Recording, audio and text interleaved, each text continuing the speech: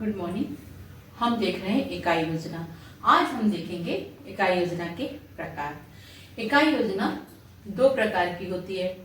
पहली जो इकाई योजना है वह कंटेंट सेंटर्ड यूनिट प्लान अर्थात विषय वस्तु केंद्रित इकाई योजना, और जो दूसरी प्रकार की योजना होती है वो अनुभव केंद्रित इकाई योजना एक्सपीरियंस सेंटर्ड यूनिट प्लान। तो आइए देखते हैं कि विषय वस्तु केंद्रित इकाई योजना क्या होती है। तो विषय वस्तु जो केंद्रित नाम से विषय वस्तु केंद्रित इकाई योजना यानी इसमें विषय वस्तु को ज्यादा महत्व दिया जाता है। तो ये योजनाएं विभिन्न पाठों ने लेसन, सिद्धांतों, नियमों तथा सूत्रों पर आधारित होती है, और यही जो विषय वस्तु केंद्रित इकाई योजना यही शिक्षक को बनानी होती है। तो ये जो योजना है विषय वस्तु वाली, ये विभिन्न पाठों पर आधारित होती है, सिद्धांतों पर आधारित होती है, नियमों पर आधारित होती है और सूत्रों पर आधारित होती है। इनमें सीखने की विषय वस्तु के तर्कपूर्ण संगठन का प्रतिनिधित्व किया जाता है, यानी जो सीखना है उस वाली विषय वस्तु का उनका तर्कपूर्ण संगठन किया जाता है, यानी तर्कपूर्ण संगठन का प्रतिनिधित्व किया जाता है। परंतु ये आवश्यक नहीं है कि इसमें विषय वस्तु के संपूर्ण तथ्यों को सम्मिलित किया गया हो। इसकी सहायता से विद्यार्थी ऐसे तथ्यों को सीख लेता है जो उसे दैनिक जीवन की समस्याओं को समझने में सहायता मिलती है। यानी विषय वस्तु केंद्रित इकाई योजना के माध्यम से विद्यार्थी ऐसे तथ्यों को सीख लेता है जो दैनिक जीवन की जो समस्याएं हैं उसको समझने में उन्हें सहायता प्रदान होती है। तो इस प्रकार ये जो योजना है वह विषय वस्तु केंद्रित योजना कहलाती है। दूसरी है जो योजना दूसरे प्रकार की, वह है अनुभव केंद्रित इकाई योजना एक्सपीरियंस सेंटर्ड यूनिट प्लान।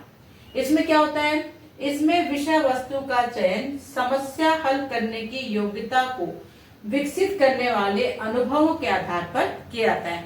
यानी जो समस्या का समाधान कर सके ऐसे विषय वस्तु का चयन किया जाता है।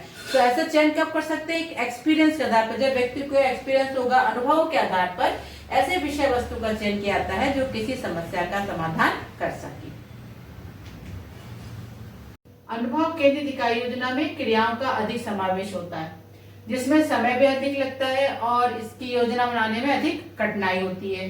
क्यों होती है, क्योंकि इसके निर्माण में अधिक कुशलता की आवश्यकता होती है, लचीलेपन की आवश्यकता होती है। तो यह योजना उद्देश्य और रुचि तथा आवश्यकताओं पर ये आधारित हो सकती है। यानी ये योजना जो है उद्देश्य पर, रुचि पर और आवश्यकताओं पर आधारित होती है। इसमें अधिक कुशलता की आवश्यकता होती है, लचीलेपन की आवश्यकता होती है और इसको बनाने में अधिक समय भी लगता है। जेम्स माइकल ने principles and methods of secondary education में दो प्रकार की इकाइयों के बारे में बताया है। पहला उन्होंने बताया शिक्षण इकाई ने टीचिंग यूनिट, और दूसरा बताया संसाधन इकाई ने रिसोर्स यूनिट। तो जो शिक्षण यूनिट इकाई यानी टीचिंग यूनिट जो है वो क्या है वो हम देखते हैं। तो इस प्रकार जेम्स माइकल ने दो प्रकार के इकाइयों का उल्लेख किया है। तो शिक्षण इकाई है टीचिंग यूनिट। शिक्षण इकाई का संबंध अध्यापक से होता है, क्योंकि शिक्षण इकाई मतलब इसका संबंध अध्यापक से ही होगा।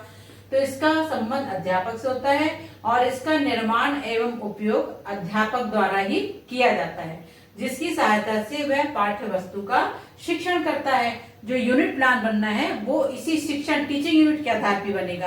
यानी ये यूनिट प्लान जो बनाता है वो शिक्षक बनाता है और वो इस बात को ध्यान रख के बनाता है कि उसे क्या पढ़ाना है, किसको पढ़ाना है और क्या महत्वपूर्ण है। तो इस प्रकार जो टीचिंग यूनिट है वो शिक्षक के लिए है। तो इसका निर्माण एवं उपयोग अध्यापक द्वारा किया जाता है, जिसकी सहायता से वह पाठ्य वस्तु का शिक्षण करता है। इस प्रकार यह एक अध्यापक के लिए बहुत महत्वपूर्ण होता है। जो टीचिंग यूनिट है वो अध्यापक के लिए महत्वपूर्ण होता है और इसी टीचिंग यूनिट के आधार पर अध्यापक क्या करता है, यूनिट प्लान बनाता है।